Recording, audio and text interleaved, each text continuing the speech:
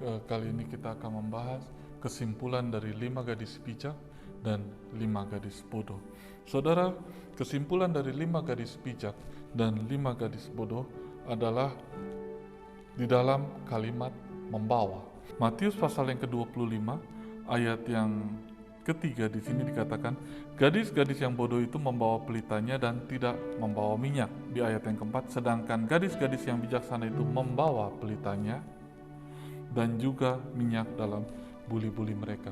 Perbedaannya adalah kalimat membawa. Jadi, minyak tersebut atau urapan tersebut atau hadirat Tuhan oleh gadis-gadis yang bijaksana dibawa ke tempat tinggalnya atau di rumahnya. Apabila ia adalah seorang pekerja, maka minyak tersebut atau hadirat tersebut dibawa ke dalam lingkungan kerjanya.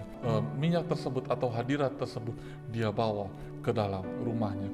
Maka di dalam rumahnya ada mesbah doa, ada hadirat Tuhan, ada sukacita surgawi yang terjadi di rumahnya. Saudara, kalimat membawa di sini, kalimat aslinya adalah lombano atau to take, artinya to take with atau membawa, to take away. Biasanya pada waktu kita memesan sebuah makanan lalu bilang take away, maka yang dimaksud adalah kita akan bawa pulang itu makanan tersebut. 5 gadis bodoh tidak membawa urapannya, tidak membawa urapan yang cukup di dalam kehidupan sehari-hari.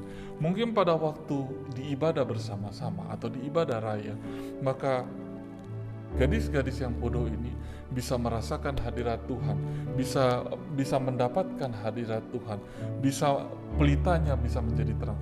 Tetapi permasalahannya adalah tidak cukup minyak untuk pelita tersebut menyala.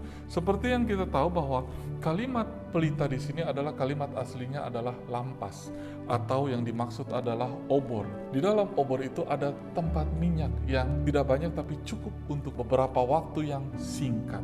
Pada waktu obor tersebut dibawa ke areal yang normal, mungkin bisa bertahan beberapa jam. Tetapi pada waktu obor tersebut dibawa ke areal yang berangin, maka minyak yang terbakar lebih cepat habis karena ditiup oleh angin untuk menyalakan pelita. Jadi pada waktu obor itu dibawa ke tempat yang tenang dan dibawa ke tempat yang berangin, maka pelita tersebut atau api dari obor tersebut lebih cepat padam pada waktu dibawa ke kondisi yang berangin. Di waktu normal saja, obor tersebut memiliki waktu yang sudah cukup singkat. Di waktu-waktu berangin, lebih singkat lagi obor tersebut untuk mati. Apa yang dimaksud? Saudara, di dalam kehidupan ini, dimanapun Anda berada, kita akan memiliki gesekan dengan siapapun.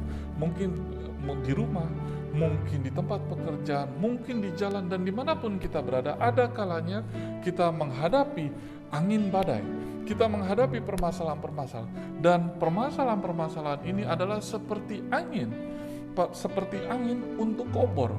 Dia akan berusaha meniup untuk mematikan pelita Anda, dan Anda membutuhkan banyak minyak agar pelitamu tetap menyala. Selama manusia itu hidup, kita akan memiliki kesulitan dan permasalahan. Membawa obor di tempat yang berangin itu membutuhkan minyak yang lebih agar pelitanya tetap menyala. Hidup kekristenan adalah seperti umat Tuhan yang memegang obor. Jadi obor itu harus, atau pelita tersebut harus tetap menyala. Anda harus memiliki cadangan minyak. Mengapa? Karena minyak yang ada di dalam obor tersebut tidaklah cukup. Persediaan minyak yang di dalam obor yang cukup sedikit itu tidaklah cukup untuk menghadapi panjangnya malam yang dihadapi oleh 5 gadis bijak dan 5 gadis bodoh. Dan apabila situasi menjadi berangin, maka dibutuhkan lebih lagi minyak untuk pelitanya tetap menyala. Umat Tuhan di akhir zaman ini menghadapi segala macam masalah, menghadapi segala macam problema. Saudara yang terkasih di dalam Tuhan, itu mengapa kita membutuhkan minyak ekstra agar pelita kita tetap hidup walaupun di tengah badai, walaupun di tengah permasalahan, walaupun di tengah cobaan. Kita membutuhkan minyak yang lebih, kita membutuhkan buli-buli yang lebih agar pelita tetap menyala. Haleluya.